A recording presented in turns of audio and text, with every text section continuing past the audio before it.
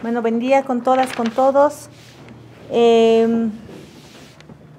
Ante toda la situación que estamos viviendo en el país, la Defensoría del Pueblo nuevamente lanza una exhortación al Estado como tal, en especial al órgano ejecutivo, para que se puedan asumir medidas serias para combatir el COVID-19. Está muy claro el día de hoy que el fortalecimiento de los centros de atención, especialmente los de tercer nivel, todavía está rezagado.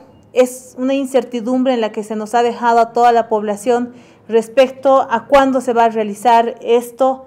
Estamos ante realmente una crisis nacional sanitaria.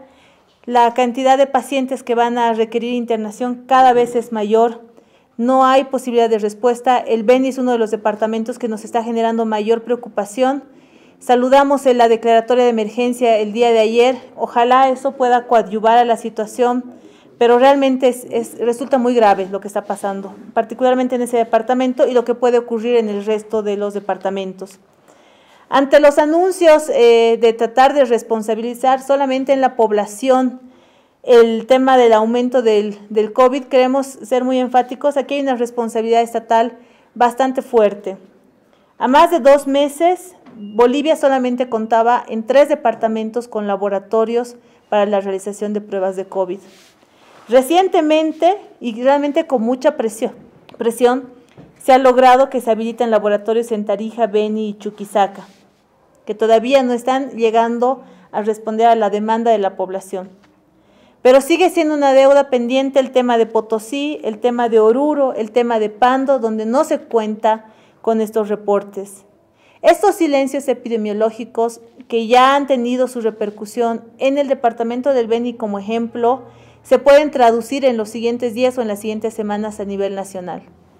En este caso, es imprescindible recordarle nuevamente al Estado que la Comisión Interamericana de Derechos Humanos ha solicitado y ha recomendado a todos los estados a que tengan que asegurar acceso a medicamentos y tecnologías sanitarias necesarias para enfrentar la pandemia. Y ha puntualizado el acceso a pruebas y a un diagnóstico oportuno en el COVID-19. La OMS se ha manifestado en la misma línea. Lastimosamente en Bolivia, reitero, ya van 2 meses, seguimos teniendo departamentos que no cuentan con las pruebas. En algunos departamentos hay denuncias que cuando se hace la remisión al CENETROP, por ejemplo, se pierden en el camino, se tiene que volver a hacer la toma de pruebas. Entonces, eso definitivamente está dejando en una situación de indefensión a la población. Y aquí nuestra exhortación como Defensoría a la población en general. En este momento resulta evidente que los sistemas de atención ante la crisis a la que se pueda llegar con el COVID-19 no están preparados para recibirnos. Y aquí la población tiene que ser absolutamente consciente de que cuidarnos o salvarnos de una fatalidad en el COVID-19 depende solamente de nosotros. Yo exhorto a las familias, a las mujeres, a los hombres de nuestro estado, a que sean conscientes, a que asuman las medidas mínimas, el lavado de manos, el distanciamiento social. Es la única forma en que en ese momento vamos a poder cuidar de una forma real dentro de nuestro estado a nosotros mismos, a nuestras familias y a la sociedad en general. Vamos a continuar nosotros realizando como Defensoría del Pueblo los seguimientos en los 9 departamentos y en los municipios donde tenemos llegada. Aquí hacemos una observación al Ministerio de Salud, al ente rector en salud. En Bolivia existen los centros de primer nivel integrado que incluso tienen algunas adecuaciones como laboratorios. Es importante pensar en un fortalecimiento de los primeros niveles, tomando en cuenta que las poblaciones, especialmente en comunidades rurales o alejadas, están teniendo ciertas dudas, serias dudas respecto a cómo se va a seguir enfrentando el tema del COVID, y ahí la única forma de poder coadyuvar desde el Estado hacia la población es a través de prevención.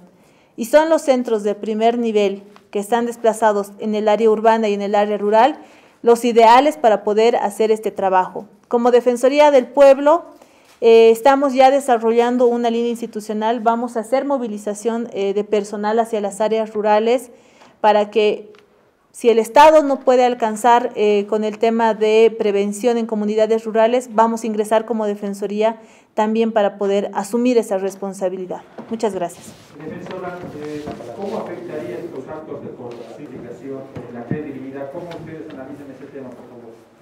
Tanto desde el sistema de Naciones Unidas como desde el sistema interamericano se ha establecido que una de las causas que tiene mayor afectación en la vigencia o en el ejercicio de derechos económicos sociales, en su afectación, es la corrupción. No olvidemos que derechos como el de salud se les exige a los estados que vayan implementándolos de forma progresiva porque se necesitan recursos económicos.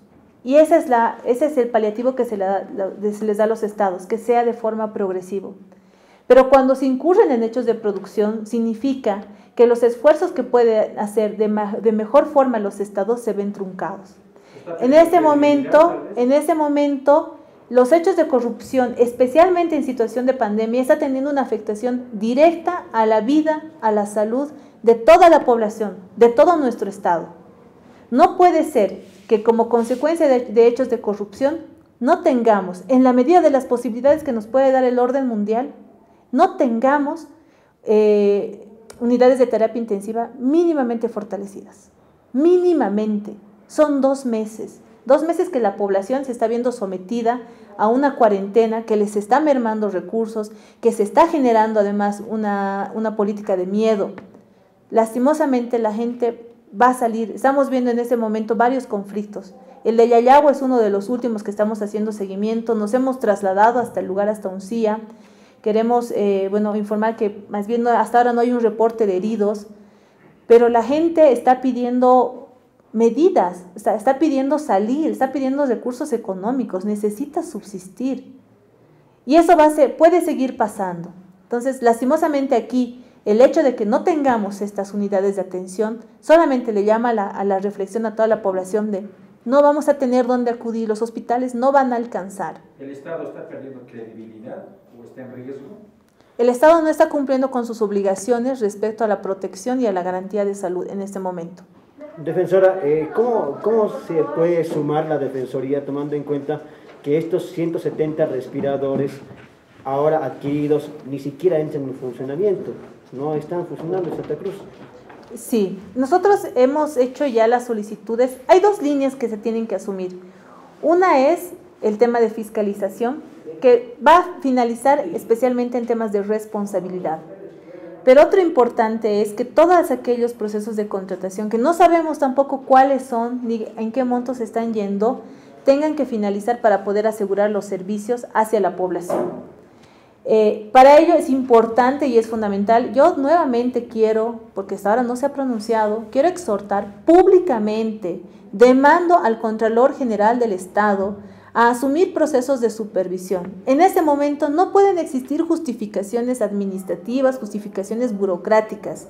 Necesitamos de todos los brazos operativos del Estado para que generemos, en este caso, supervisión para que esos procesos culminen a fin de que el servicio pueda llegar hacia la población.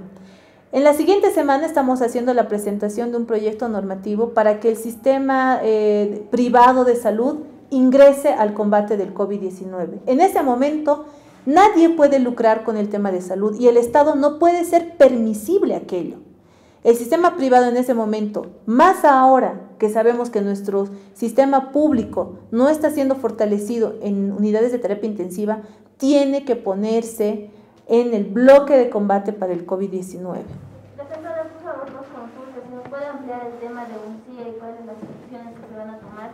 Y también en el tema de los médicos, ayer ya se sabía de paros durante 1 hora aquí en La Paz. La situación del sistema público está todavía en emergencia. ¿Qué se puede decir al respecto? En el caso de Uncía, nuestra oficina ya esta mañana se ha desplegado hasta el lugar. Tenemos el informe de que no existen heridos, reitero. Estamos tratando de hablar con las dirigencias. Entiendo que hoy, en una hora más aproximadamente, o en horas de la mañana, se va a desarrollar una nueva marcha en Yayagua. La gente está molesta en Yayagua porque se está ahogando económicamente. Esa es la demanda principal. Aquí una exhortación nuevamente hacia el Estado. Las protestas no pueden ser politizadas. En este momento tiene que entender la gente que mucha de la población se va a movilizar por alimentos, por necesidades básicas.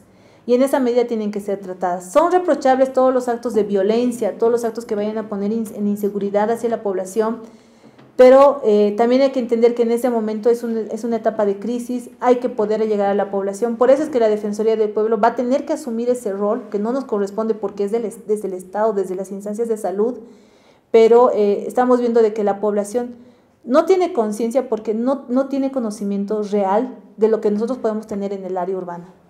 En las áreas rurales hay una duda respecto a la enfermedad, sí. No creo que esto sea por un tema de tendencia política, ideológica, no. Es un tema de necesidad económica que le está obligando a la población a salir. En el tema de los médicos también pasa por un tema, estamos viendo dos líneas. La primera es que están siendo atacados por bastantes grupos en poblaciones, que eso también responde a la política del miedo que se ha tratado de implementar dentro del Estado para poder combatir el COVID-19. Esas son las repercusiones cuando solamente se utiliza una política del miedo. La gente puede reaccionar a la inversa. En ese momento estamos también trabajando en los lugares donde han habido este tipo de hechos para poder trabajar con población. El día de ayer estábamos en la mañana con poblados de Caranavi para coadyuvar o incidir a que se arman como compromisos de no ataque a los médicos, de garantías desde la población para que el personal pueda desarrollar sus funciones. Pero aquí también la OMS le ha impuesto obligaciones a los estados, y son obligaciones de los estados ante este tipo de hechos o ante este tipo de miedos que puede ocurrir dentro de la población, asegurarle al sector de salud medidas de prevención ante un posible ataque, pero también medidas de garantía para que estos puedan cumplir y desarrollar en ese momento un combate realmente con pocas condiciones. Aquí queremos reiterarle al Estado, vemos con mucha preocupación, solamente para ejemplo, en el caso de Caranavi, desde el Estado central han llevado 1000 barbijos como una gran ayuda. Y no puede ser, o sea, 1000 barbijos se les va a ir en una semana, tomando en cuenta que tienes un centro de segundo nivel, centros de primer nivel alrededor, entonces no son medidas serias. Acá tenemos que tomar en cuenta lo que ha pasado en Caranavi, no tiene medidas de bioseguridad, lo que está pasando en Beni. Beni creo que el único intensivista que tenían en el departamento ya ha renunciado, se está dejando en desprotección a la población. Creemos como Defensoría del Pueblo que por eso en este momento la prevención no es tardía, o sea, hay que generar medidas de prevención, es urgente. Hay que dejar de politizar la pandemia, tenemos que asumir como Estado ya medidas serias, dejando todo lo demás de lado.